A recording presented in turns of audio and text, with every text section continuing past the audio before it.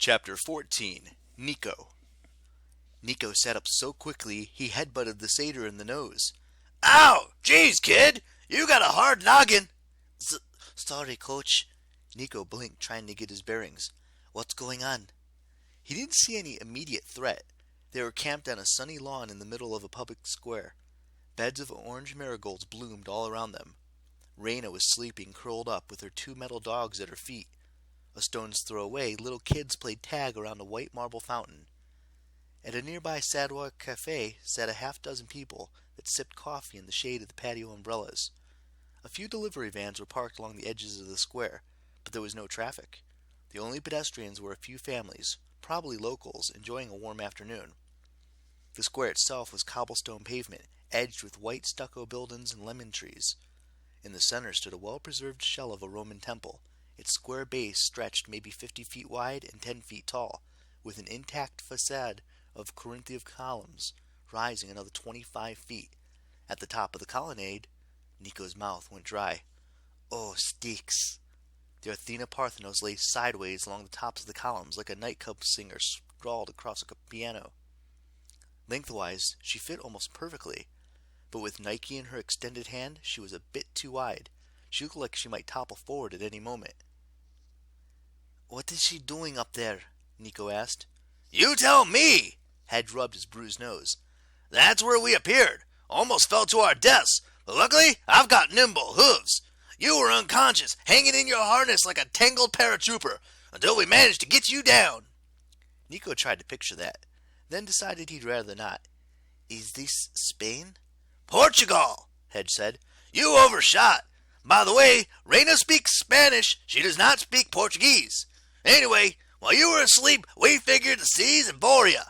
Good news, it's a sleepy little place. Nobody's bothered us. Nobody seems to notice a giant Athena sleeping on top of the Roman temple, which is called the Temple of Diana, in case you were wondering.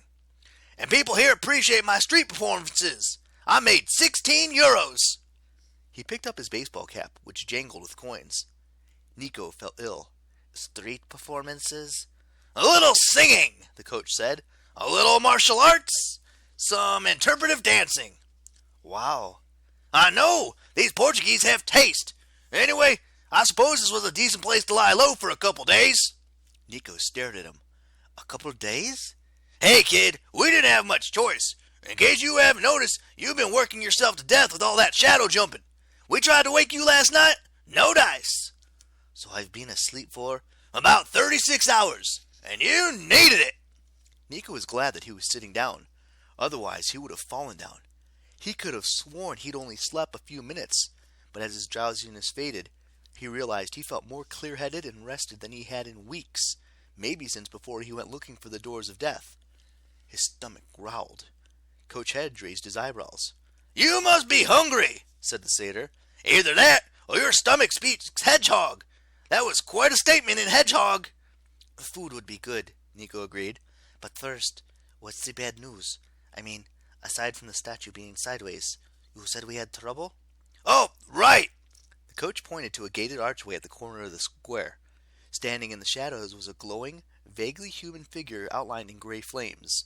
The spirit's features were indistinct, but it seemed to be beckoning to Nico. Burning Man showed up a few minutes ago, said Coach Hedge. He didn't get any closer, but when I tried to go over there, he disappeared. He's not sure if he's a threat, but he seems to be asking for you. Nico assumed it was a trap. Most things are. But Coach Hedge promised he could guard Reina for a little longer, and on the off chance that the spirit had something useful to say, Nico decided it was worth the risk. He unsheathed his Stygian iron blade and approached the archway. Ghosts normally don't scare him, assuming of course Guy hadn't encased them in shells of stone and turned them into killing machines. That had been a new one for him.